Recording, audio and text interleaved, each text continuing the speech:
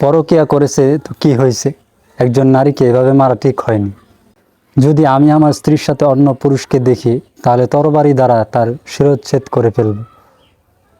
সাদ বিন ওবাদা রাদিয়াল্লাহু তাআলা আনহু একথাই বলতেন। একথা রাসূল সাল্লাল্লাহু আলাইহি ওয়াসাল্লামের কাছে পৌঁছলে তিনি বললেন, তোমরা কি সাদের গায়রত দেখে আশ্চর্য বোধ করছো? আল্লাহর কসম, আমি ওর থেকে বেশি গায়রতবান এবং আল্লাহ আমার থেকেও বেশি গায়রতবান। আর এজন্যই তিনি গুপ্ত প্রকাশ্য সকল অশ্লীলতাকে অবৈধ ঘোষণা করেছেন। গায়রত কি? সাহাবীরা তাদের স্ত্রীর নাম পর্যন্ত পুরুষকে বলতো না। এটাই গায়রত। একজন গায়রতহীন পুরুষ বড়ই ভয়ঙ্কর। এখনকার সময়ের পুরুষদের গায়রত থাকবে তো দূর, তারা তাদের স্ত্রীর বেপরদা ছবি ফেসবুকে আপলোড দেয়। আস্তাগফিরুল্লাহ। একদিন এক ব্যক্তি আলী ইবনে আবু তালিব রাদিয়াল্লাহু তাআলা আনহুকে জিজ্ঞাসা করলেন তার স্ত্রী কেমন আছে।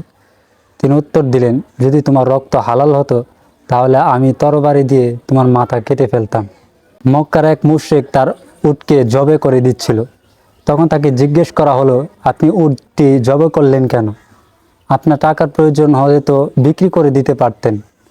তখন লোকটি বলল, এই উটের উপর আমার মহিলারা বসতো, বিক্রি করে দিলে এই উটের উপর অন্য পুরুষ বসবে, এটা আমার সহ্য হবে না, তাই আমি এই উটটিই রাখবো না।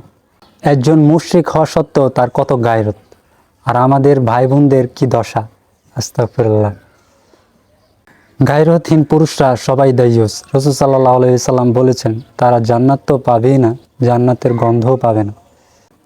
আল্লাহ সুবহানাহু ওয়া তাআলা বলেছেন সূরা হাদিদ আয়াত 20, আর দুনিয়ার জীবনটা তো ধোঁকার সামগ্রী, এছাড়া আর কিছুই নয়। এবং সেদিন জাহান্নামকে আনা হবে, সেদিন মানুষ স্মরণ করবে, কিন্তু এই স্মরণ আর কি কাজে আসবে। সূরা ফাজর আয়াত 20।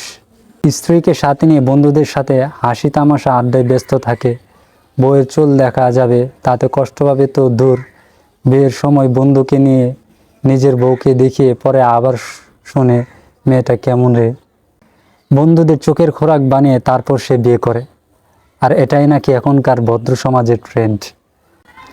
আর এখনকার পুরুষদের গায়রত থাকবে তো দূরের কথা, অনেকে গায়রত কি সেটাও জানে না। হায় আফসোস।